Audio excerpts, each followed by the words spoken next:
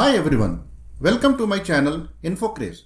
Today we are diving into one of the most crucial aspects of financial reporting, the cash flow statement. Whether you are a student or a job seeker aiming for a career in accounting or finance, understanding a cash flow statement is essential. So let's break down what a cash flow statement is, why it matters, and some key insights you need to know. So let's start with the basics. What is a cash flow statement? In simple terms, a cash flow statement is a financial statement that shows the movement of cash in and out of a business during a specific period. It's like a report card for a company's cash activities, showing where the money is coming from and where it's going. This statement provides a clearer picture of the company's liquidity, which is basically its ability to cover short-term expenses and financial obligations.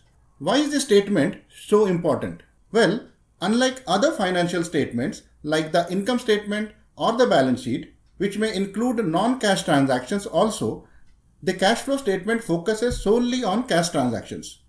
This helps investors, analysts, and business owners understand how much cash is available and if the business is financially stable. Now, let's look at the components of a cash flow statement. It's divided into three parts: operating activities, investing activities, and financing activities. Each section gives insights into different areas of cash flow. The first section is operating activities. This part shows cash flows from the core business operations. Thus, cash flows from operating activities are primarily derived from the principal revenue generating activities of the business. This section provides insights into whether the company generates enough cash from its regular business activities to maintain and expand its operations without external financing. Some examples of cash flows from operating activities are cash receipts from the sale of goods and services, cash receipts from royalties, fees, commissions, etc. Then we have cash payments to suppliers for goods and services, cash payments to employees. The second section is investing activities. This includes cash spent on assets like property, equipment, or investments. Some examples of cash flows from investing activities are cash receipts from disposal of fixed assets or from disposal of shares, then cash payments to acquire fixed assets or to invest in shares. And finally, we have financing activities. This section includes the cash flows related to funding the business. It might include cash receipts from issuing shares or from issuing debentures, notes, bonds, etc. Further, it may include cash payments towards repayment of amounts borrowed. Now that we know the structure of a cash flow statement, here are some important points you should remember, especially if you are preparing for exams or job interviews in accounting and finance. First one we take here is cash flow versus profit. It's critical to understand that cash flow isn't the same as profit.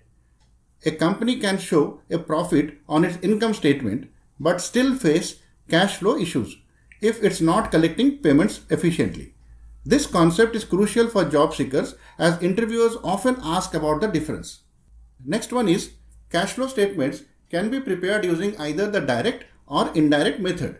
The direct method lists actual cash transactions, while the indirect method starts with the net income and adjusts for non-cash transactions. The indirect method is more commonly used, but it's good to be familiar with both.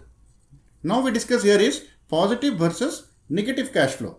Positive cash flow means the business has generated more cash than it spent, which can be used for various purposes.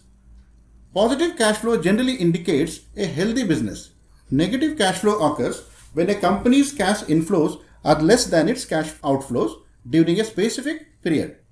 This means the company is spending more cash than it's bringing in, which can indicate potential financial challenges if it persists over time.